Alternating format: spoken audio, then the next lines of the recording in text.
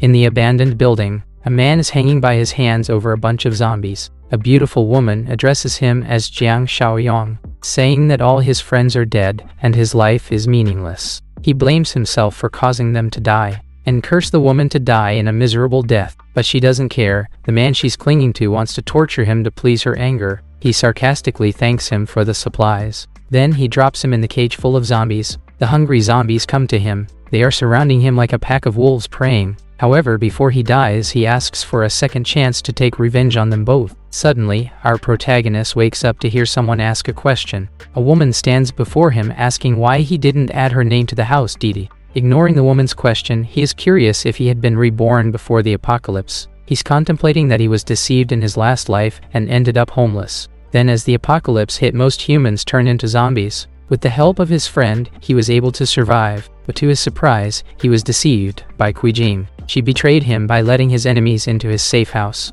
Now back to time before the apocalypse, he still demanded his deed to be hers. Whether he likes it or not, he can't act impulsively now. Upon hearing her demand, he pushes her out of his house. Angry Kuijing wonders what's going on. Our protagonist closed the door. Then he quickly checks the date. He noticed that he still had a month before the apocalypse, so he needs to be prepared at that moment. A system window shows up with a mission apocalypse preparation. Upon completion, he will receive reward points. He wonders what it is used for. The system shows a system store that has various items that he can buy with reward points. So he remembered that he was skimping and saving all his money for Kuijing's bride price, which left him malnourished. But now, as his second chance, he quickly took out his phone and ordered the food delivery, thinking he should eat well in the meantime. Later that night, he was amazed by the Michelin 3-star takeaway food. He tries the 300 yuan braised pork first. As he put it in his mouth, he feels like he is the strongest man on earth. Moreover, he keeps devouring all the dishes with happiness. Suddenly, his phone rang. Upon checking his phone, he noticed Kuijing's friend, Wen Shuya, was calling him. Without hesitation, he picked up just to hear her scolding him. Angry, our protagonist to her to get lost. As soon as he told her, he immediately hung up the call. Meanwhile, he starts to think about the system's mission. First, he needs to own a piece of land. Later, at the real estate company, an attendant asks him if he wants to buy a house. But before he can answer, a man interrupts the conversation. He's the sales manager. He asks her to focus on other tasks instead. Though she insisted, he doesn't care. Furthermore, he told her not to pay attention to the broke customers. Upon hearing this, our protagonist asks him not to look down on people. Without hesitation, the sales manager clarifies that he is this kind of person, and if our protagonist effort to buy even a toilet, he will live stream humiliated himself. He loosens his hand from her grip, saying that isn't her business. Our protagonist accepts the challenge and tells him to prepare for the humiliation. He took out a black card and declared he would buy land today. The attendant quickly invites him for a detailed introduction. Doubted, the sales manager doesn't believe and thinks that the protagonist only bragging. In the sales lounge, the attendant gives the paper to him while she explains the rest. However, he doesn't need it. He just tells her his requirements and lets her tell him if anything matches. He needs nearby mountains and water with convenient transportation. On top of that, it should have large buildings. She asks him to let her think about it. Before that, the sales manager intervened and suggested the land in the East District of the T-City, which is an unfinished project, though the attendant refused the idea. Additionally, he said that the protagonist's outrageous demand is only to cause trouble. At the same time, the protagonist confirms if it meets his requirements, to which she replies yes. Despite it being an unfinished project, it still meets all his needs. So he decided to buy it and asked her to make a payment. Doubted, the attendant confirms him one last time. Without hesitation, he tells her to prepare the payment because someone's waiting to be humiliated. Carrying bills, sales managers crying in disbelief that someone spends millions to buy developed land with 300,000 down payments. The protagonist reminds the sales manager that he will need to humiliate himself on a live stream later. No mercy, his co-workers started to film him and teased him. Later, the system shows that the land has been acquired. Now that he has bought land, he needs money to stockpile the supplies too. A man dressed in the mafia Li Shu Xiang walks past by, recognizes him as Jiang Xiaoyong, and wonders what the protagonist is doing here at real estate. The man asks a bunch of other men ganging on workers what they are doing. The scene shifts to Kuijing painting her nails. She answers her phone call to Li Shu Xiang. He asks her if she knows that the protagonist went to real estate. Knowing the protagonist bought land, she slammed the table, thinking that must be the bride price money he saved. Despite Li Shu Xiang telling her to talk with the protagonists, she refuses and wants to expose him online today. Meanwhile, the protagonist is still thinking of a way to get money. Suddenly someone madly knocked on the door. Already knowing who they are, he asks what they are doing, and she asks why he spent her money. Cringe, he asks what's she talking about. She's babbling non-stop with her money. Unable to hold it, the protagonist asks if she's insane. He flashes a deck of cash to tap her shoulder and declares that he has plenty of them. However, he won't spend a single cent on her. Moreover, he knows her affair with Li Shu-xiong. Curious, she contemplates how he knows about her affair. Bain Shuya states it was a misunderstanding, but the protagonist says it's not. He told them to get lost and close the door, leaving Qijing wondering how he knew about the affair. Even though her friend didn't know about the affair, she confessed that she only booked rooms with Li Shuxiang a few times. Her friend suggested going back and thinking of a plan which she agreed to, without knowing that Wen Shuya has her agenda. At the construction site, the protagonist asks how long it will take to complete the factory renovation. The foreman replies it needs the walls, guard tower, barbed wire, thick steel blast-proof doors, and bulletproof glass. The protagonist asks to be done in a month, but the foreman says impossible, unless it costs more. The protagonist asks him to name his price without hesitation. The foreman says 20 million yuan. They would start working if they got 5 million down payment same. The protagonist agrees and promises to pay him within a week. What's more, if he can't pay, the foreman can take his land. Out of the blue, Wen Shuya is calling out to the protagonist, asking him what's he doing here. She's clinging to him tightly. Annoyed by her scamming scheme, he asks what's she doing here. Ignore his question, she asks if this is the land that he bought. He loosens her from her grip, saying that isn't her business, causing her to wonder why he does not react at all. He focuses his attention on the construction workers, leaving her behind. But no matter what, she determined to win over him and claim the land for herself. He's planning to pawn his house to the bank, 3 million, which isn't enough for the down payment. But as the apocalypse is imminent, he doesn't care how many people he will sell this house to. He decided this was the way. Suddenly, someone asks to open the door. Though he owns a couple of floors of the building, Grandpa Lee wants to buy the protagonist's house too. He's used all kinds of dirty tricks to make the protagonist sell his house to him. Both of them scream at each other. Finally, the protagonist agrees to sell his house to him. The old man happily confirms. However, there is a condition that the protagonist will hand over his house 6 months later, plus the old man needs to pay him 5 million to him in one go. Otherwise, he can forget about buying his house. The old man agrees to the proposal and asks the protagonist to sign the contract to prevent backing out, to which he accepted, and the deal concluded. From old man Lee's 5 million and the loan of 3 million, now he got 8 million. With that, the protagonist is about to stockpile the supplies for 365 days. The next day at the shopping center, the protagonist goes on a shopping spree for supplies, which causes everyone to wonder if he has a mental illness. His shopping cart full of supplies. People talk trash about him being a fool for believing in the apocalypse. The system alerts that apocalypse preparation is completed, and he gets 10 points. Enough for him to buy the protagonist's supply box. Without hesitation, he taps on the protagonist's supply box. Then the system indicated exchange success, which kind of a gadget game. He receives a Space Ring Level 1 feature with 500 cubic meters of dimensional space with a time freeze. Smiling, he knew that the first draw was always a golden. From the first look, he knows this is what he needs to store supplies that won't be spoiled. The system shows a new mission, 10 years of sustenance with 20 reward points, if completed. Just then, a man accompanied by 2 guards asks who causing the trouble. He wonders if that is Jiang Xiaoyong, the protagonist. Jiang Xiaoyong addresses him as Yang Tao, his old classmate. He reflects on the past conflicts between them, but now he's accusing the protagonist of causing trouble and telling him to put everything back. The protagonist asks if this is how they treat the customer. Yang Tao tells the protagonist to pay for the supplies, otherwise he will be rough. 1 hour later, finally, the cashiers completed the summary of the bill. The total cost is 56,883 yuan, which Yang Tao urges Jiang Xiaoyong to check out. Without hesitation, the protagonist slides his card in one go, causing Yang Tao to freeze in disbelief. Yang Tao wants to go back, but suddenly the protagonist won't allow it. He asks what the protagonist wants. The protagonist demands an apology, otherwise he will return all the supplies. Yang Tao, outraged, tells him not to cause trouble, but the customers protested and demanded he apologize, or they could make him famous.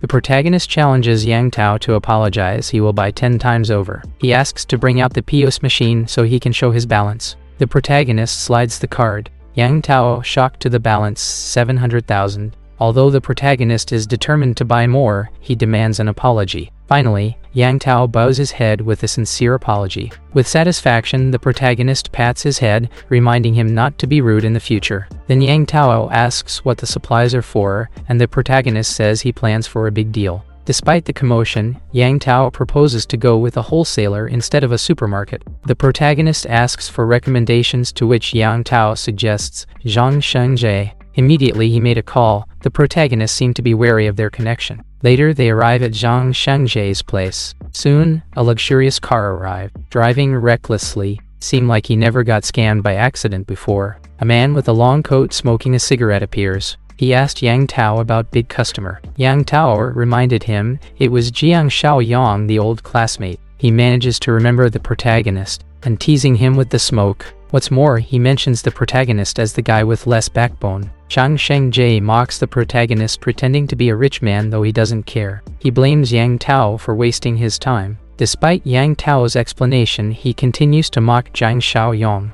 It seems the protagonist can't even intimidate an illiterate who looks down on people. Upon hearing this, Zhang Shengji is furiously asking what the protagonist said. Irritated by the protagonist's words, Zhang Shengji asks how dare he call him an illiterate. To his surprise, the protagonist asks him if he can call him a snob instead. Yang Tao tries to calm the situation as the tension builds. Instead, he receives a kick from Zhang Shengji. As if that wasn't enough, Zhang Shengji threatened Jiang Xiaoyang would go back with 4 legs if he didn't buy a whole carload from him. The protagonist tells him to stop pulling his shirt collar, and he will show his account balance. Checking his phone, Zhang Shengji startles to see the balance, which Jiang Xiaoyang doesn't fool around with him. Things calmed a little bit when Zhang Shengji asked what kind of good dose the protagonist wanted. He preferred drinkable and edible supplies. He would take it all. Zhang Shengji asks the protagonist to come with him, as he only plans to sell almost expired supplies. He offers the protagonist 10% off if he buys all the goods, but the protagonist counters with based on supply quality. He complains the supplies are all near expiry date, and admires Zhang Shengji. What a scheme.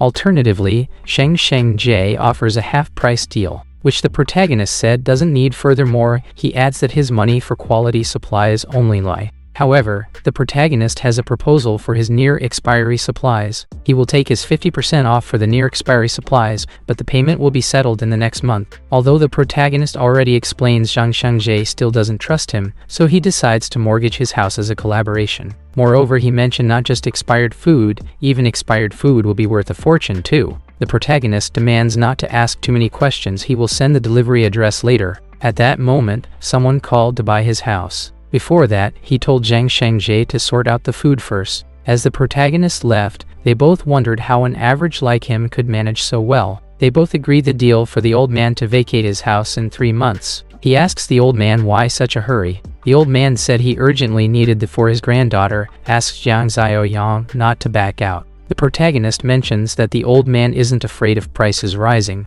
The old man was startled, commenting it was his 2 generations worth of money he paid. The protagonist urges the old man not to worry as he already signed the contract. Smiling, the old man pleads with a deal already sealed. Then he bid the protagonist farewell. The protagonist recalls the old man and his granddaughter being honest people won't survive in the apocalypse. He asks the old man for his current address before he leaves. At least that is what he can do. Later, the protagonist inspects the construction site. The foreman reminds him about the second payment. He replies will do it short. But first, he wants to know the completion of the warehouse construction. He calls to let Zhang Shengji start delivering. Sometimes later, workers start loading the supplies. Everything is sorted and tidy. At night, the workers leaving. Our protagonist has nothing to worry about. Everything is done. Then the system shows 10 years of supplies completed with 20 points rewarded. As soon as he opens the system store, a new box is added. He mentions he was so lucky to get the ability box before the apocalypse. He spent 10 points on the ability box. The system announced that he got Mind's Eye level 1 with a feature to detect hostility. He was so delighted to get such a useful ability. Then comes the new mission battle ready with 10 points plus a random reward. After receiving a mission, he smiles because that is what he had in mind. At the black market late night, our protagonist is walking in the street. Coincidentally, someone caught his eyes. It's Li Shuxiang who is bargaining with a dealer. He recalls that Kuijing is dumped enough to fall for this mischief man. Continue walking in the street. Finally, he said he found it. He picked up a knife and as the dealer for something harder. In response, the dealer tells him to buy a sharpener or get a baton. As if those weren't hard enough, he needs something tougher, making the dealer wonder if he's here to cause trouble. But suddenly, the dealer receives 200,000 yuan in his account. The protagonist asks him not to be agitated because he's serious about buying. The dealer quickly tells his friend to watch his stall. He invites the protagonist to go with him. Later they arrive. The dealer introduces a steel ball pistol, but the protagonist doesn't like it, which makes the dealer wonder what it is that he wants. Then he shows a replica revolver. The protagonist doesn't accept the 200,000 he already prepaid the dealer, making the dealer wonder what prepayment. The protagonist clarifies this is 10% prepaid and wants to buy 2 million worth of weapons. But to his surprise, the deal is just a small fry, so he plays along. Fry? The dealer quickly told him to wait. He locked the door, then checked the windows. Suddenly, his face becomes serious, exclaims that the protagonist come to the right place. The dealer asks for the list, and he will give an address to the protagonist to complete the transaction. After that, both leave. At that moment, a man calls his name. It's Li Shuxiang, asking what the protagonist is doing in the black market. As Li Shuxiang's mockery seems to be escalating, it's a good time for the protagonist to test his new ability too. He activates the Mind's Eye ability. As expected, it's a very useful ability. The protagonist points at the goods and mocks Li Shuxiang suited for the second-hand things. Hearing that he curses the protagonist, the dealer asks if he knows the big guy, and he says he is more like an enemy. The dealer is ready to teach the big guy a lesson, but the protagonist asks not to overdo it. The big guy was trembling, tries to persuade the dealer. However, as the protagonists, they don't overdo things here. The big guy couldn't do anything except curse Jiang Shaoyong. 2 days later, the protagonist standing in the warehouse, checking the system mission is completed. With 10 points and a E2 physical enhancements potion, he's delighted with extra reward potions, even a E2 item, equivalent to double the one in the store. He uses the potion on himself. Immediately, his body shakes and he screams in agony. It was just for a moment. Now physical strength and body improved significantly. Then he opens the store to buy another physical enhancement potion. Better to max out this advantage. He now got 8 points in physical and 60% more strength than the average person. He looks at the steel rod, then pick it up. With just one kick, the steel rod is bent almost 90 degrees. The force is quite strong, causing the rod to stick to the wall. With that, he won't be afraid even in the early apocalypse. Checking his weapons in the truck, he decides to keep them in his dimensional space. As he recalls, the day after tomorrow is the day of the apocalypse. Contemplating, he remembers the words of the old man with sympathy. Commenting on life and death experience, he still can't be a ruthless person. Finally, he decides to provide the old man with some supplies for repayment. Later he arrives at the old man's house. He would have lost it if it wasn't for the GPS. He sympathizes with the old man for living in such a cheap place. Arrives at the door, he knocks, but he needs to take out the supplies first. All supplies appear out of his dimensional ring. The old man coming to the door, open. The man thought the protagonist is his landlord. However, he recognized him immediately. The old man asks what he's doing here, but the protagonist insists on moving supplies first. Later the moving is done. The room is decent, and the front door is solid enough. The protagonist is about to tell the old man about the apocalypse, but he pauses, seeing the photo on the desk. The photo of the old man and his granddaughter. It's Shan Shan, his last life friend. He asks the old man if his granddaughter's name is Shan Shan,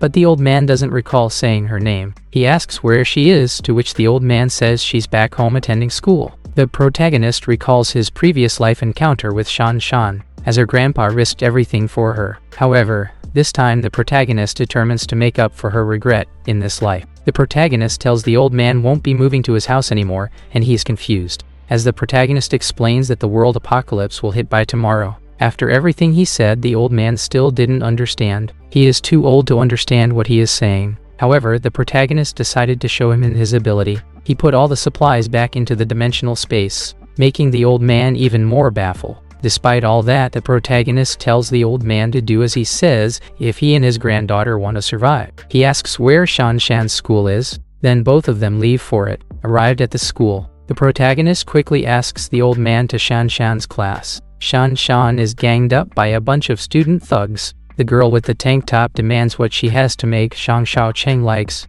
but Shan Shan doesn't want to be with him. Another girl told her not to make an excuse. As the tension escalating, the old man shouts for them to stop. As he runs to his granddaughter, he tells them to let her go. However, a bunch of thugs come to interfere. The old man tries to break through them, while the guy with the baseball bat tries to hit him, but Jiang Shaoyang blocked him with just one hand, asking them to learn to be thugs at such a young age. The thug can't break free from the protagonist's grips, so the protagonist kicks him to calm down, send him a flight a few meters away. Other thugs come to play too. The protagonist gives them a serious gaze. They surround him. A guy with the bat strikes from behind. He ducks to dodge, thinking even his reaction time is also improving. He grabbed the thug by the collar and threw him down to the ground. 2 knockout, 1 remaining. Turn back, a knife thrust to his face. He easily grabs it, and finally gifts another kick, to finish all the thugs. They're sleeping well right now. Then walks to the girls. Without speaking a word, he gives the girl with a tank top a sweet slap. She was shockingly stunned with speechless. He continues teaching a lesson to another girl, asking her if she likes pulling her hair, with a slashing swing, showing his serious face. Everyone was speechless. The girl falls on her knee, asking about her hair. Painful about losing her hair, the girl cries out loud. He dropped her hair, and commented, "Long, only be her burden." Then he quickly calls Shan Shan to let's go, to which she wonders where to. They all got in the car. The old man explains to her there will be a big famine soon, but the girl urges him not to believe in scam calls. Looking in the mirror, the protagonist was happy to hear their conversation. He explains that the info about famine has come from him. She wonders who the protagonist is. He introduces himself as Jiang Xiaoyang, and she thanks him for standing up for her. However, she demands to know more details about the famine. He answered it was a made-up story for the old man to understand, which she agrees. But what is about to come is an apocalypse. He said it's about time to check the news on her phone. She grabs her phone, browsing on the news. Everything was wrong, as zombie cases started to show on the news. The situation starts to escalate. She was shocked in disbelief. He added the signs of the apocalypse are already appearing, and marking tomorrow as the first day of the apocalypse. Gradually, a significant portion of the population will mutate into zombies, and another portion won't be spared either. Once they die, they will become them. He asks if she knows what zombies are, to which she says, but it's still unbelievable. However, the MC said she won't find it so unbelievable in the next week. Right now, the car is stuck in a traffic jam. Even for emergency lane is blocked too. The old man was worried that the zombies would catch up with them. However, the me eased him not worry because it was not that urgent. He said it wasn't urgent, although if one existed here that would be a problem. Suddenly, a car rushed from behind, trying to cut into his lane, causing everyone inside a bump. Irritated, the Ming Si wonders what the idiot cut into the line without a turn signal, and he won't let that idiot get away. He stirs the car to block the idiot's opening. As tension grows, the idiot shows no sign of giving up. He still wants to cut into the MC line. However, the MC won't allow it either. Couldn't do anything. The idiot slides down his windows and curses the McWorse. This causes the old to worry, but the MC reassures him if the idiot causes any trouble physically. Finally, after an hour, the traffic is loosened. Immediately, Shan Shan warned the MC to watch out, as the idiot still wants to cut into his lane. Seeing that, the MC clenched his teeth with a high alert. Soon the idiot performs a classic brake, checking him. The old man sees through it and tells Messi not to stop at his level. The Messi recalls in the past, he may have let it slide, but now no need to tolerate this idiot. Then he stomps on the full acceleration pedal, crashing the idiot with full force. Send him wobble to the sideway. Out of the car, the idiot already cursed the McWar. He still won't let it go, as he immediately calls for the traffic police. For the evidence and a license plate number, determined not to let it go. They all arrive at the safe house. The old man was amazed as soon as he saw the side of the building,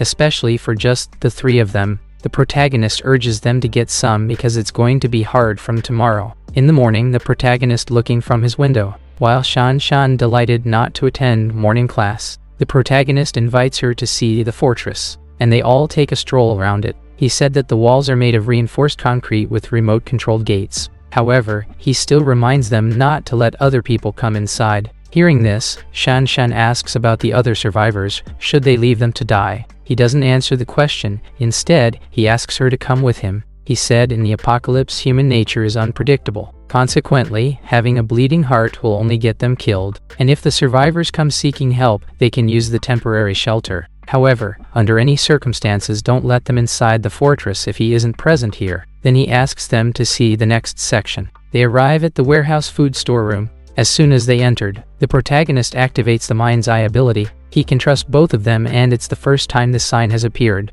He explains that the weapons are crucial in the apocalypse. They must ensure they keep them under their control and never let anyone else touch them. The old man acknowledges it. Soon the system presents a new mission, Former Comrades, Volume 1, making the protagonist delighted. Just in time, he wonders if he can find his old comrade since He quickly rushes out while still warning them about his rules. Shan asks where he goes, to which the response recruiting new members. At the karaoke, a group of teenagers are happily singing. One of them is Zhang Xie. He and his friend are enjoying their time. As they both left the restroom, he bumped into a pretty girl. He quickly says sorry. However, her boyfriend won't accept it and kicks him in the stomach, causing him to knock back. His friend asks if he's alright. He turns back to confront his boyfriend. The boyfriend's asking if he dares to back to him. The boyfriend lifted Zhang Qi's friend, though Zhang Qi said this was his fault. At that moment, a waiter came out of the bathroom. He quickly helps to break the commotion. However, the boyfriend turns his attention to the waiter, asking him if he knows who he is.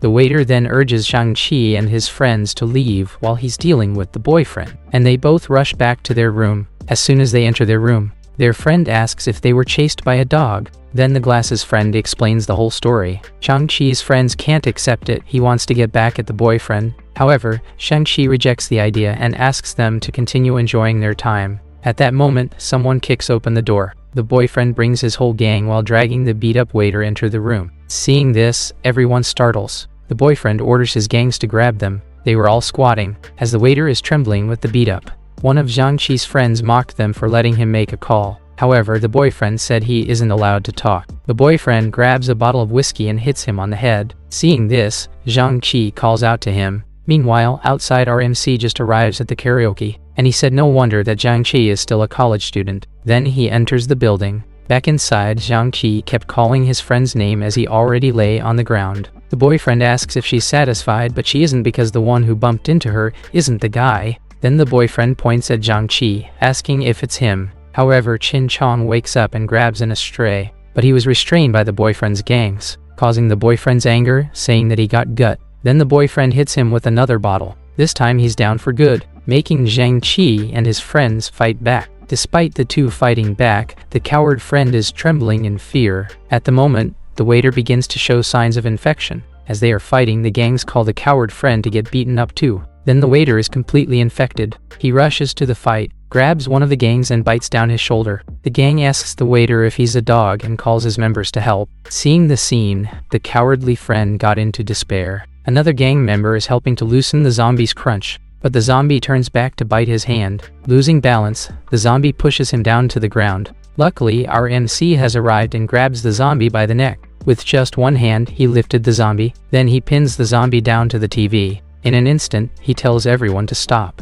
The gang who got bitten by the hand amazes how the MC handles the zombie. Then the boyfriend asks who he is. Ignoring the question, the MC asks Zhang Qi if he got bitten or not. He said no, although he didn't understand the who cliché. The MC asks Zhang Qi to come with him. However, the boyfriend disagrees because he isn't done yet. At the same time, his gang is also starting to get infected. The MC noticed it. Judging by the bite mark, the MC asks the guy if he was bitten by the waiter as well, which he replied, yes. Without a doubt he'll mutate soon. Then the MC is dragging the zombie to lock up in the restroom. After closing the door, the MC relief, as the zombie nowadays doesn't even know how to open the door. With that done, he gets back to business. He asks Zhang Qi which of the gangs that he wants him to deal with first, making Zhang Qi wonder if they know each other. Before he can answer, the boyfriend rushes to the McY. In return, the MC grabs his face and stomp him to the table. Seeing that, the long hair comes at him as well. However, he too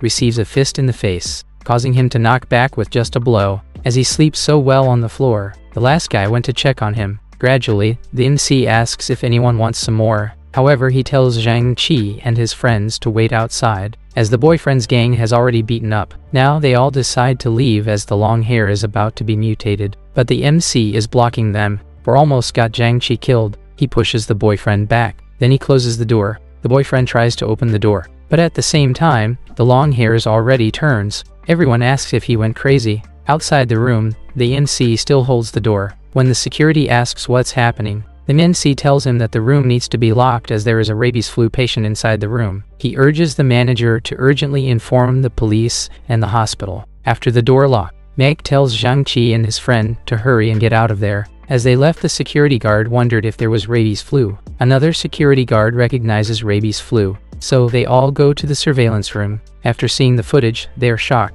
to see that cannibalism is spreading inside. Outside, the Me urges everyone to get in the car because this place isn't safe anymore. Then they went on the way. In the car, Zhang thanks the men for helping them. The MC introduces himself as Jiang Xiaoyong, and he's here to protect them. One guy asks if the rabies flu is real, to which the MC replies that what happened in the room isn't an illusion. A chubby with glasses asks him if there is any cure for it. Unfortunately, the MC said the disaster won't end, and the world is already in apocalypse. As they all look outside the car, the spread has already begun, and soon it will be out of control. So he needed them to listen to everything he had to say. At that moment, the system shows that the mission is completed. Then he quickly checks the system shop. He noticed that the Apocalypse Farmer box was still in the shop. Therefore, he will redeem them later. As for now, there is one more tricky problem that he needs to deal with. In his previous life, Shang-Chi's friend betrayed him, and almost get everyone killed by the zombies. The question is who? Meanwhile, Kui Jing is on the phone with Li Shuxiang. She tells him to bring supplies over, as if there's something up. Suddenly, someone knocked at the door, making her startle. However, she'll call him back later. As she's looking through the peephole, opening the door, she tells Wen Shuya not to scare her like that. Wen Shuya mentioned that the old man Lu was taken away this morning by the police and ambulance, which makes Kui Jing think about the chaos downstairs this morning. Furthermore, she asks if Li Shuxiang delivered the supplies he promised yet. Upon hearing the answer, she urges Kui Jing to tell Li Shuxiang about Jiang Xiaoyong's stockpile of supplies, because she had an eye on him since the last time he kicked her out. Jealous, Kui Jing thinks Jiang Xiaoyong must have known about the epidemic. Wen Shuya urges her again to get the deal done ASAP so that they both can get a bigger cut from Li Shuxiang. Meanwhile, the MC arrives at his fortress. After getting out of the car, Shang Qi is amazed to see the fortress. As the protagonist says, that's everyone's first reaction. The old man and his granddaughter welcome their return. He introduces them to each other. First, it's Zhang Qi and his classmates. Then the old man Sheng Bo and his granddaughter Shan Shan. He then asks the old man to show them the surrounding area. But before that, the coward has something to say. He wants to get some weapons so that they can defend this place. However, the MC takes a glance, as the chubby tells him not to be hasty. Then the MC reassures them that they will get the weapons in a few days, and told them to take care of the injury in the infirmary first. After getting themselves cleaned up, the coward said they would have weapons if the chubby didn't stop him. Given their current situation, they're practically under house arrest. However, Chubby disagrees, but the coward keeps spouting nonsense to break everyone's trust. Furthermore, he says the infirmary is more secure than a prison, and who knows, the MC might plan to harvest his friend's organs in there. So they need to strike first, because he would rather betray the world than let the world betray him. Besides, if he succeeds, he will have fun with Shan Shan too. Upon hearing this, all his friends are shocked. However, he switches to joking mode and asks them not to be serious, making Zhang Qi and the chubby relief. After all the talking, the coward starts to plot the betrayal alone. Meanwhile, old man Shengbo comes to report to the McWart. As he instructed, all the doors and windows are secured. The MC thanked him and Shan Shan and told them to get some rest. But before that, he reminds them. He keeps an eye on the coward and the chubby because he has a feeling there's a traitor among them. Later at midnight, the MC comes to the storeroom, and he opens the system shop. He purchases some boxes: Apocalypse Farmer box, Food Supplies box, and Armed Deterrent box. The Apocalypse Farmer gave 50 corn seeds. The food box provided 200 kilograms of starch sausage, 100 kilograms of braised pork, and 50 noodle packs, while the Armed Deterrent box added 1,500 rounds of 9mm ammo, making him happy as the supplies piled up. In the morning, several cars arrived in front of the fortress. The man confirms if the address is correct. It's a road rager idiot with his henchmen. He orders them to break the fortress down. However, there isn't a scratch on the door. After a while, a man tells his boss that the door is too thick and they won't break it, making the idiot wonder how someone can use such a thick door. Then he orders his men to bring out some crates from the truck. Inside the crates, there are many bottles of wine. They turn them into Molotov cocktails, then throw them into the fortress. Even the fire starts to burst out. They won't stop throwing. Immediately, everyone inside starts to extinguish the fire. Though the disaster hasn't fully hit yet, extreme situations already happen. The MC and old man Shen quickly grab the rifles and go to the watchtower asking who's looking for trouble. From the watchtower, they see the familiar car, and the old man recalls it's the road rager guy. One of the idiot's men spotted them and report to his boss. Upon seeing them, he points at them and threatens to burn the whole place. However, the protagonist gives them 5 minutes to leave, otherwise he will open fire. As soon as they heard, they all went nut. At that moment, the system quickly pops out the new task to defend the base and promptly eliminate the threat. Old man Sheng quickly asks if they should fire the warning shot or not. To his surprise, the protagonist said they are gangsters. Leaving these scums alive will only harm more innocent. He then opens fire. The idiot boss got hit on the arm. He fell to his knees, crying in pain while his henchmen were in shock. Disappointing, the MC said he missed, and he has gotten rusty after living a good life. Now the idiot and his gangs quickly run for their life. However, the MC won't allow it and tells them to finish what they started as he hates waiting. Countless shots hit the idiot's henchmen. Luckily, the idiot had already hopped in the car. He urges the driver to drive quickly. Old man Sheng said they tried to escape, but the protagonist reassured him. As he grabs the automatic rifle, every bullet pierces through the car. Amazed by how the protagonist's reactions and reloading time, the old man wonders who the protagonist exactly is. At the same time, the unpleasant sound of agonizing has been heard. After a while, the idiot and his gangs were eliminated. He instructs old man Sheng and others to clean up the mess. On second thought, he lets the core mutate and become the others' target practice. The old man quickly asks if it is okay to leave the core on the road, to which he replies yes. Meanwhile, Li Shuxiang and the girls are on their way to the fortress. Li Shuxiang immediately, as if they were almost there. Wen Shuya's cute and playful voice replies to the next intersection. Notice the tone. Kui Jing realized what Wen Shuya was up to. As soon as they arrive, Li Xiang tells them to go inside and let him know. Kui Jing immediately asks Wen Shuya to go too, even though she rejected. However, Kui Jing insists that she needs to go with her. Whether she wants to go or not, Kui Jing drags her out. As they both walk toward the fortress, Li Shuxiang tells his men to get ready. As soon as his car starts, they must follow him. Upon hearing that, the man acknowledged his order. Wen Shuya keep mumbling about her being dragged into this. However, Kui Jing says she knows all about her trick, though Wen Shuya declines the idea. They both come across the shootout scene. As many men core lay on the road. Seeing this, Wen Shuya wants to go back, but Kui Jing wonders if they were shooting each other for the protagonist's supplies. Furthermore, they wonder if the supplies are still there. At that moment, the core of the idiot boss begins to mutate it, and waking up.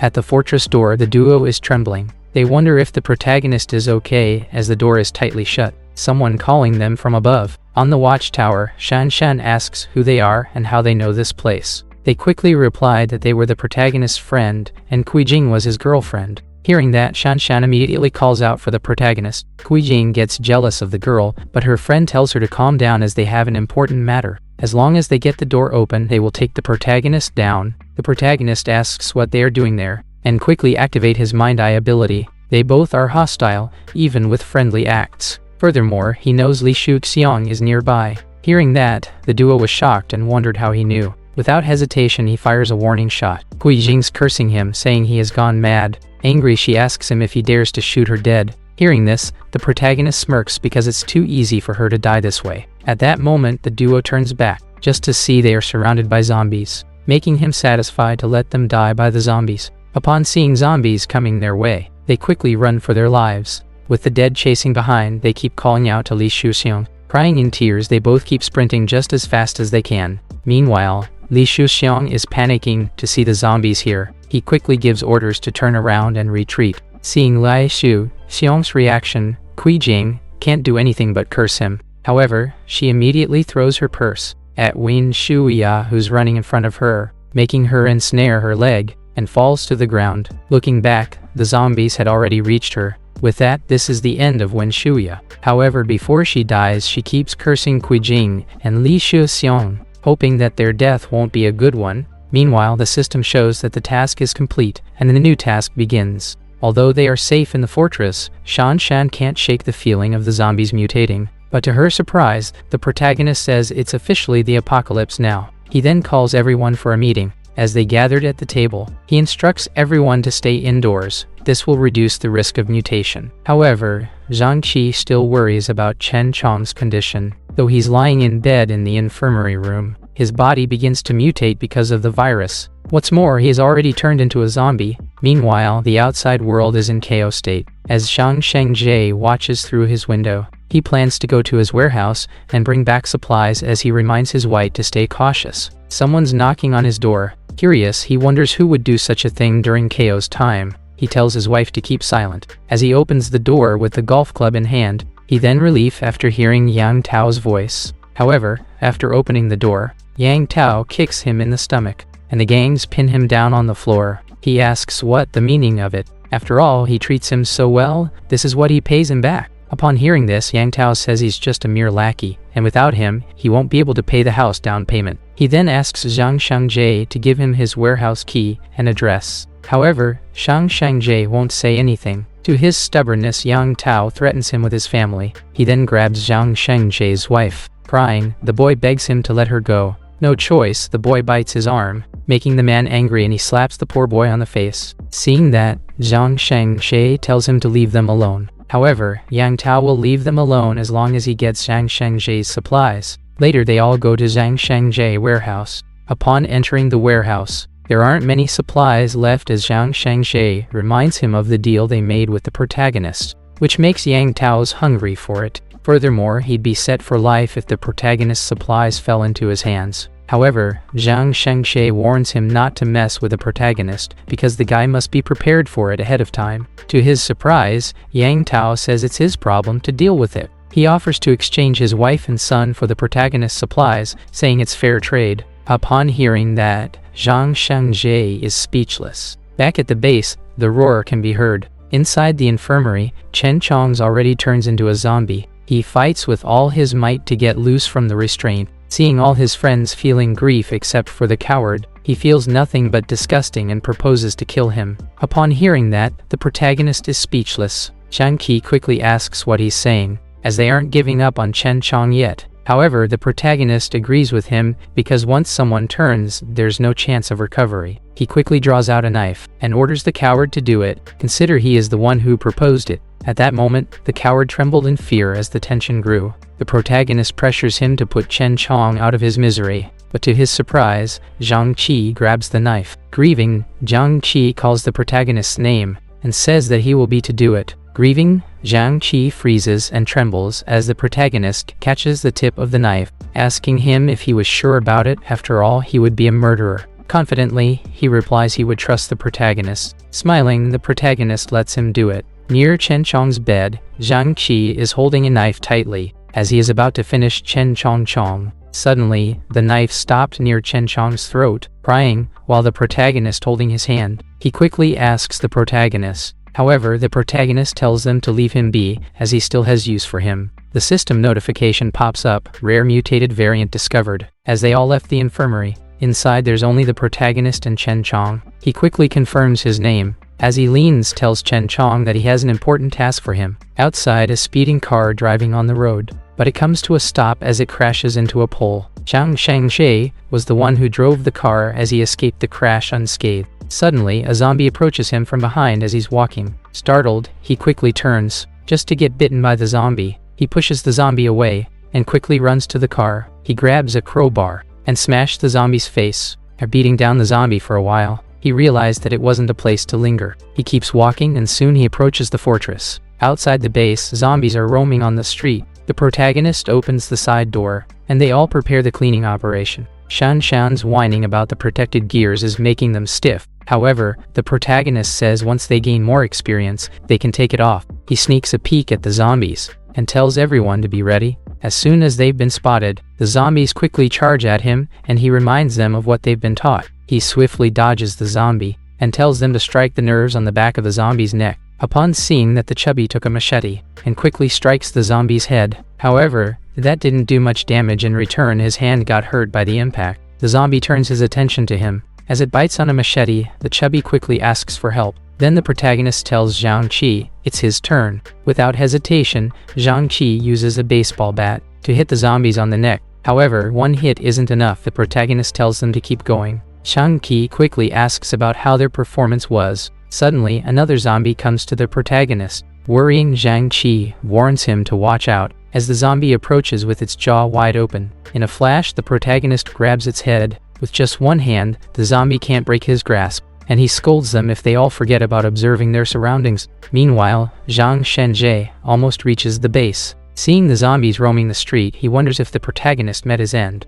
However, he can hear the protagonist's voice from a distance. As he approaches them, he curiously if the protagonist and his team are hunting the zombies. Without knowing there's a zombie under the car, the zombie reaches out to him and grabs his leg. Startled, the man loses his balance. Upon seeing this, the man froze. As she zombie jumps on him, the man can't do anything but curses. Suddenly, a gunshot can be heard. With a bang, the zombie's blood splattered on his face. In front of him, it's the protagonist with an assault rifle. Panting, the man quickly tosses the zombie's corpse aside. To his surprise, the protagonist asks what he's doing here. The man immediately stands up with cheerfulness to see the protagonist. However, the protagonist quickly notices that the man has been bitten. Upon seeing his arm infected, the protagonist points his gun at the man. The man quickly begs not to shoot as he has something to say. However, he has been warned not to get closer. The man knows he won't last long. That's why he asks the protagonist to rescue his wife and son. Although he isn't a good person, his wife and child are innocent.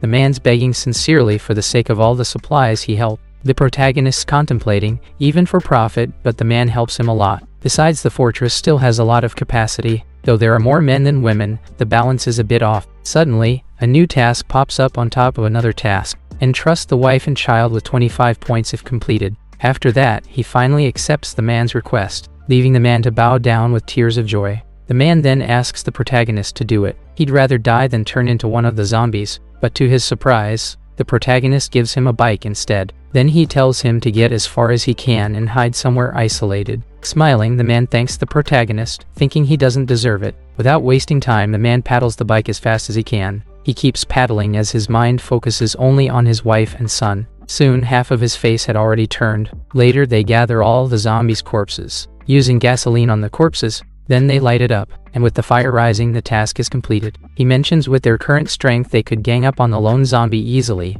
However, when it comes to small groups of zombies, they aren't ready yet. He quickly tells them to follow him. After they went back inside, the protagonist calls out to Old Man Sheng and gives him the key to the armory, as he will go to the city tonight. However, the old man worries if he is going there alone, while the city is in a chaotic state. Then Zhang Qi and the chubby volunteer to go with him, but he rejected them as they only be a burden at their current strength. In the car, he's checking the system shop as he's driving. The system shop is currently empty, making him feel like the store's update is way too slow. With no other choice, he decides to manually refresh the shop, which cost him 2 points. The cost of manual refresh went up to 4 points for the next refresh. However, the refresh boxes are way too cool. With enough points, he decides to redeem a black tech supply box, which costs him 20 points instantly. As soon as he redeems the box, a flash of light shines brightly in the car. He got physical strength enhancement serum +5. Blinding, he says if he just flashbangs himself. He was surprised to get a +5 physical strength enhancement serum.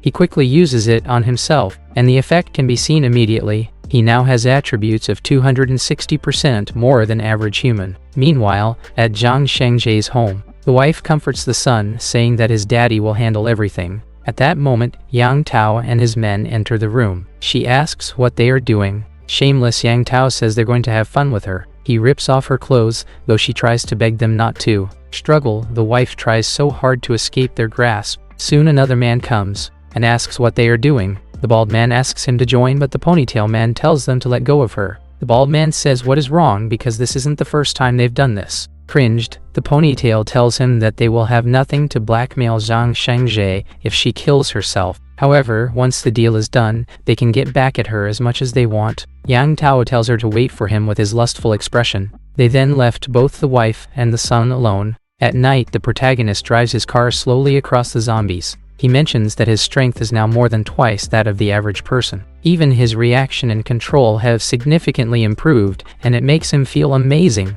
As he gets closer to the city centered, more zombies show up. He has no other choice but to travel on foot, because driving will only attract the zombies' attention. Suddenly, a roar can be heard from behind him. A couple of zombies rush to him. With a precise movement, he locks his arm with the zombie and tosses it to another. The force did quite a knockback. He quickly draws a machete from his dimensional ring. Without any hesitation, he rushes forward and decapitated the zombies. Whether it's strength or reflexes, he completely overpowers these zombies. Additionally, his insight has significantly improved too, as he can hear about 800 meters away. Suddenly, the notification shows up with a random mission and an encounter mission. Somewhere in the city, zombies are bumping into the glass door. Inside, there are a few survivors. The boy's asking his dad if they're going to die there, and he reassures him that the zombies can't get in. However, the worst is they will reunite with his mom, making the boy cry instantly. The cop scolds him for speaking without thinking, as he's asking the same question himself. At that moment, a strange sound can be heard from outside, and they wonder what that sound is.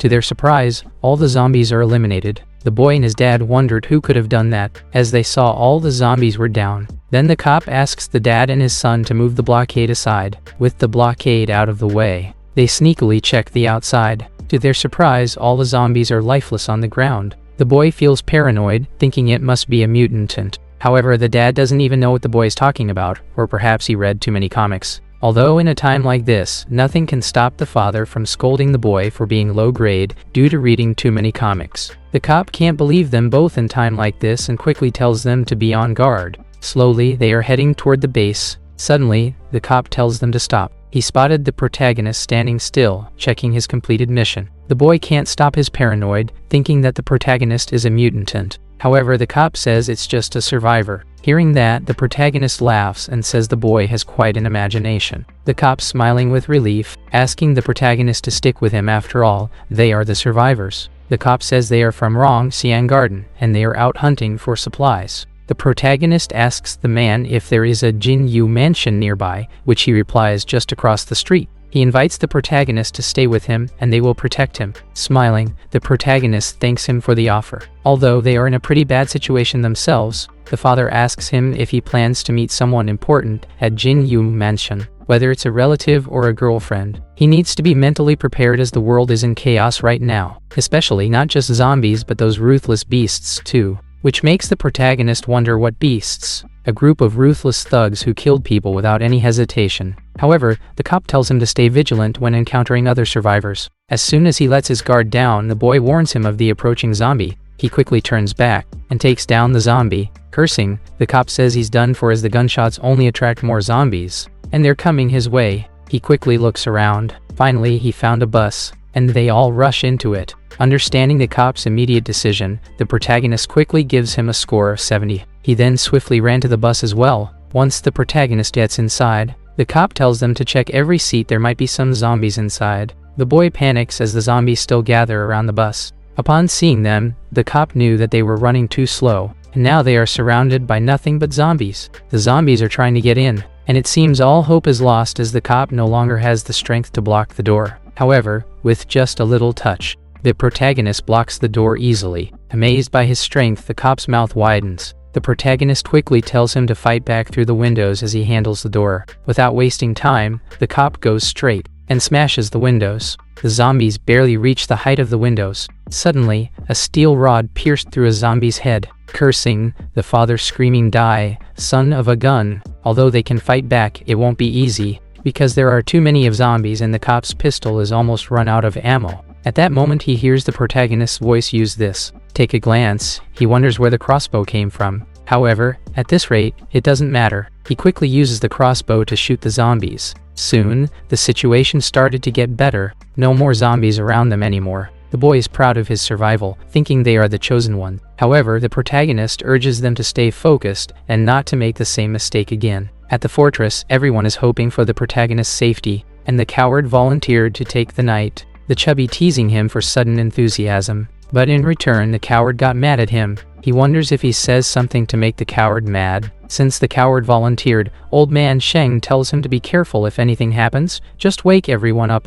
Later at night in the watchtower, the coward sitting in the watchtower assume everyone's already asleep. He can't afford to waste time. He needs to get it done before the protagonist returns. Inside the room, Old Man Sheng sleeps peacefully with the key beside his head. Seeing the old man sleep soundly, the coward slowly opens the door. Sneaky, he walks to the old man. He is about to take the key. Suddenly, Old Man Sheng wakes up. Wonders, he asks what he is doing. Without answer, he immediately punches the old man and run to the armory. No matter what the old man asks, he won't answer, which makes everyone wake up, asking what happened. Old Man Sheng quickly replies that the coward stole the armory key. Then everyone chases after him. However, that sneaky coward, full of mischief, he threw everything to block everyone's way. Now, he stops at the infirmary, thinking that he can use Chen Chong to his advantage. Inside, he walks to Chen Chong, wanted to untie his hand's strap. Surprisingly, another Chen Chong's hand is free, making him startle. Seeing this, he thought probably poorly tied,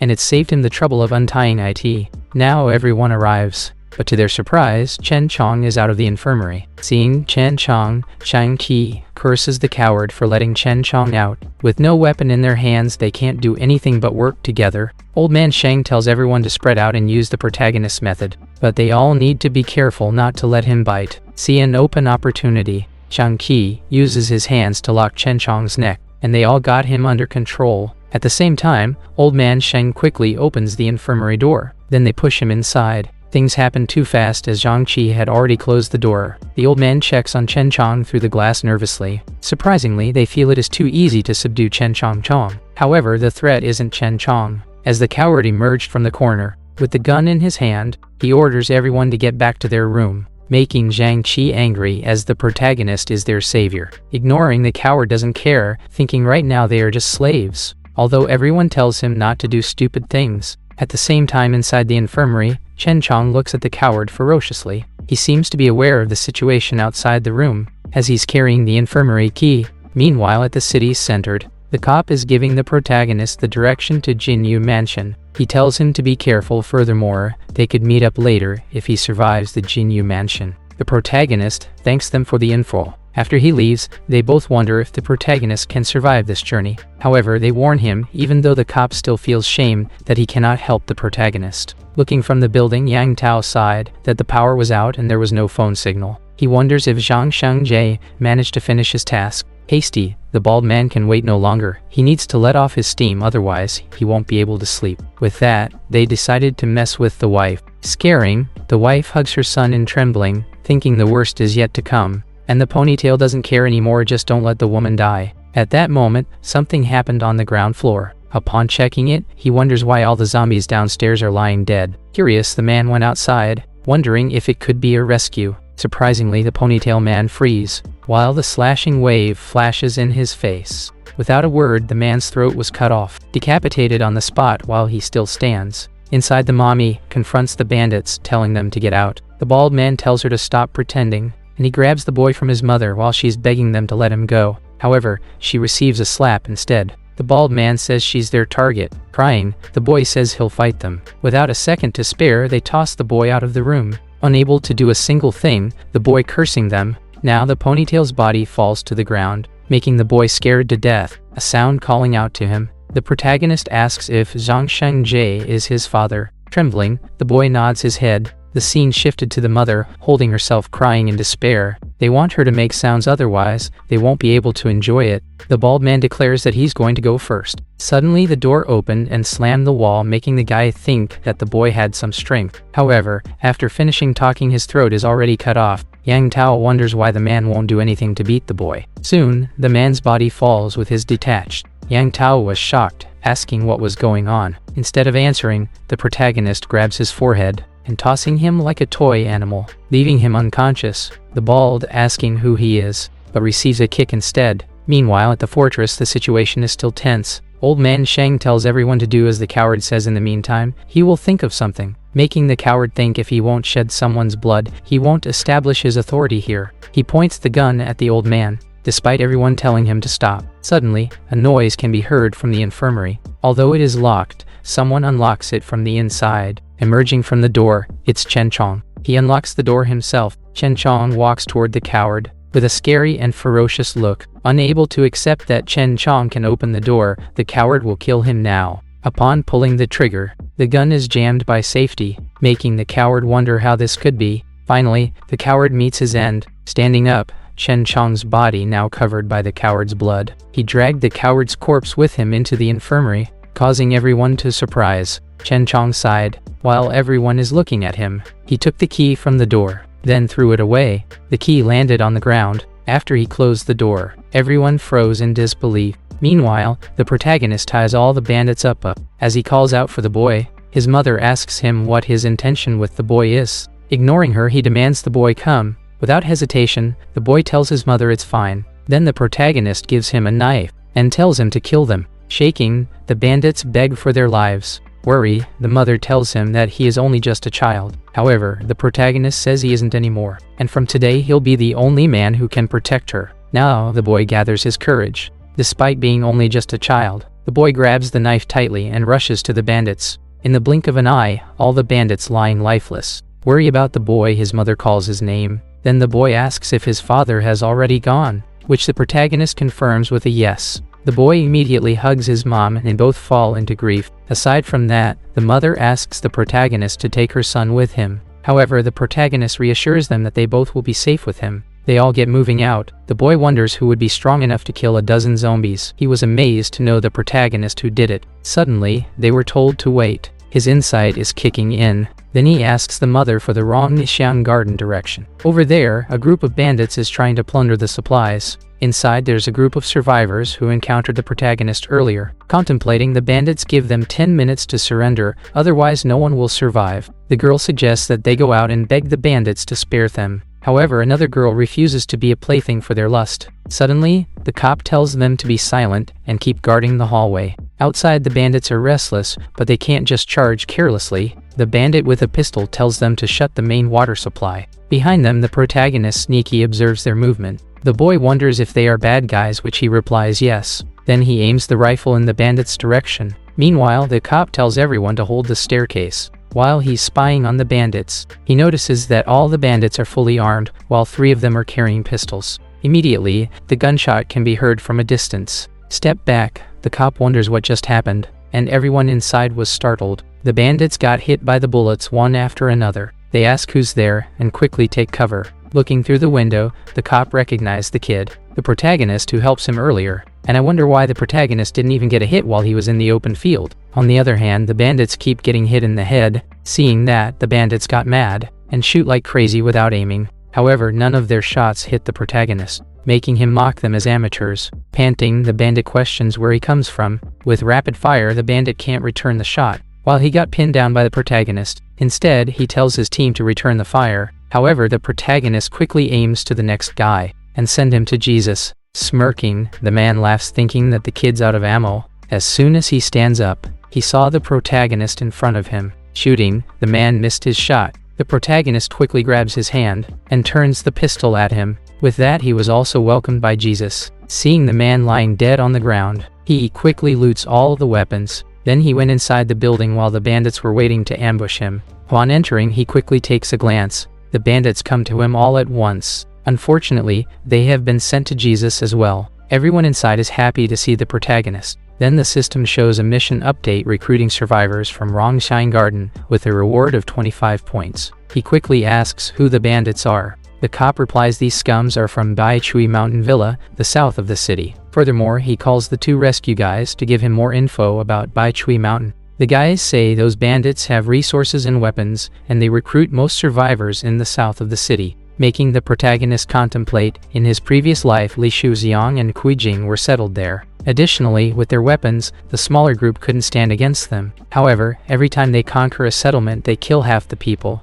Knowing their brutality, there's no mistaking it. The cop wonders what the protagonist is talking about. After that, he tells the cop to loot all the pistols and ammo from the 3 dead guys. Additionally, he gives his automatic rifle as well, just in case. Planning, the protagonist will gather his force to take them down for good. Hearing that, the man worries that they might be too strong even for him. Emotionally, the cop tells him it wasn't worth risking his life for Themfar. However, the man didn't care, and he will be back in with a bigger vehicle to take them all to the east side, where the protagonist sets up a fortified settlement. With that settled, he leaves the mother and the son. Meanwhile, the south side of the city, Bai Chui Mountain Villa, a place with high security and fortified armed guard. A group of men are sitting at the meeting table. The man with the glasses asking about the Jinyu Entertainment City supplies. Smiling, Li Shuxiang tells him he sent some men and they will be back soon. The man with the black vest reminds him not to just focus on supplies, there are a lot of women too. Nervous, Li Shuxiang says he was thinking the same thing. However, the man with the glasses complains that he has never managed to complete a task. He nervously reassures him that he'll get it done no matter what. Walking outside, the man panting so hard, making his henchmen ask him if he is alright. Angry, he wonders if his men come back, which the guy replies, it's bad news. Furious, Li Shuxiang wonders how his men with 3 pistols could died. Without hesitation, he quickly gathers everyone, and this time he will personally lead the team. Later, the protagonist arrives at his fortress. Smiling, Shan Shen recognized the vehicle's sound. Immediately, the system shows the mission completed with 25 points rewarded. At the same time, they all rush to welcome him. Quickly, he says, it was the coward after all, causing everyone to be surprised. Shan Shan wonders if he knows all along. Put that aside, he tells Zhang Qi to take the mother and son to their room and gather at the infirmary later. Inside, they ask if he knows that the coward will betray them. To their surprise, he wasn't so sure, making everyone curious. However, he knows one of Zhang Qi's friends is a scumbag. Then he gives a rifle to Zhang Qi. Upon checking it, Zhang Qi wonders what with the rubber bullets. But before that, old man Sheng interrupts, asking about Chen Chong. He replies that the guy isn't just normal Z, he's a rare mutant. Confront Chen Chong, he asks if he can understand blinks 3 times. The experiment was a success. He recalls that with a slim chance, the infected became rare mutants with far greater intelligence or even retained their memories. And luckily, Chen Chong is one of them. Everyone looks at him as he's still beating down the coward. He takes a glance and waves at them with a smile. The protagonist quickly tells him to clean up the coward's mess. Upon hearing the command, he's dragging him out while everyone watching. Before he can go, Zhang Qi asks if he still remembers him. Chen Chong glares at him, and the man gets nervous. Surprisingly, Chen Chong teased him by trying to catch his nutso. Smirking, Chen Chong smiled, while the guy was madly angry. Later, with enough points, the protagonist checks the system shop. Surprisingly, there is a level 2 box in the store. However, it's too expensive for him right now, so he decided to redeem the other 2 boxes in the meantime. The lifesaver box gives him an interdimensional infection blocker effect, while the armed deterrent gives him a Barrett Mighty 2 special sniper rifle. Exciting, he quickly checks the remaining mission and can't wait to redeem a level 2 box. In the morning, he gathers everyone to train their aim. He demands that everyone must practice shooting for at least 1 hour a day. Without wasting time, they start practicing. Later, he tells old man Sheng to lead everyone to make a few more rooms because he will bring more survivors today. Then he quickly asks Chen Chong to come with him. A while later, in the middle of the road, they both just finished some zesh sum. However, there's one more Z inside the driver's seat. Chen Chong handled it easily. Upon entering the bus, he receives his from the protagonist. He hands him the key and tells him he can take the muzzle off when it's only 2 of them. However, he needs to put it back when other people are around. At the same time, Li Shuxiang ready his men. Their goal is to take down Rongxiang Garden. Not to waste a second, they depart. Somewhere on the road, a bunch of zombies are roaming. Suddenly, they're all hit by a bus, driving fast speed with perfect control. Meanwhile, at Rongxiang Garden, the people are happily having their shared meal. Suddenly, the boy hears a car coming. Curious, the man tells him to be silent. Upon checking through the windows, he notices that the bandits are coming for them. Leading by Li Shuxiang, he orders them to move in. Realizing they aren't the protagonist, as they're all armed with guns, they prepare to confront them. However, the cop warns them not to get too cocky and stick to the plan. Approaching the building, the bandits keep their distance. All of them are armed with submachine guns. Upon seeing this, the father shouts for everyone to take cover, as the bandits are shooting like a hurricane, shuttering all the windows. As soon as the shooting stopped, Li Shuyong immediately takes out the megaphone. Suddenly, the man beside him got shot. Startled, they ask if there's a sniper. The bandits keep getting shot from an assault rifle. On the top of the building, the cop keeps them at bay. Hiding, Li Shuxiang wonders where the shooter is. The situation got worse. He ordered his men to retreat. Without wasting time, the man runs for his life alone. Unfortunately, he was sent to Jesus. Seeing that, Li Shuxiang tells them to retreat on his signal. Together, they run for their lives without looking back. However, it was just Li Shuxiang's scheme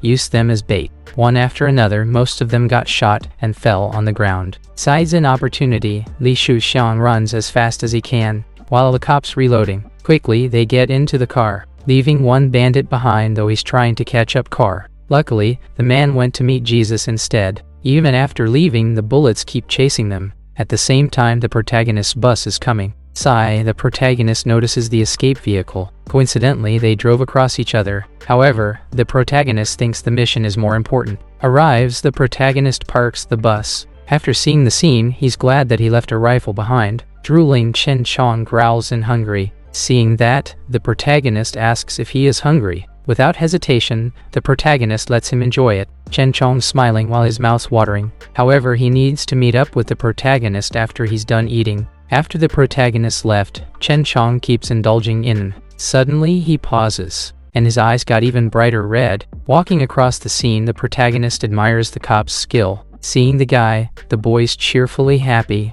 They quickly wave at him. Seeing this, the protagonist asks if he is the one who drove the bandits away. Cheering, the man replies, thanks to the rifles and his late marksman skill. Everyone startles after hearing a zombie's growls. The Z approaching them, without knowing that he came along with the protagonist. They got scared and prepared to shoot him. However, the protagonist stops them, saying the guy is on their side, making the police guy wonder if it's true. The protagonist immediately points out another meal for him to finish. Seeing this, the cop is amazed that he can talk to a Z. Anyway, the protagonist will explain it later, and let Chen Chong enjoy his meal because later he will come to the bus too. Chen Chong's putting on his muzzle. Casu everyone to curious, as the boy looks at him, thinking that he's cool even for a zombie. However, the protagonist warns him not to say muzzle in front of a guy. Chen Chong took a step on a bus, causing it to tilt slightly, and making the cop amazed. Suddenly, Chen Chong hands over the key and speaks, making the protagonist surprised that he could speak now. Contemplating, our protagonist needs to hurry back and the points in the power. Then he tells everyone to hold tight as he drives at full speed.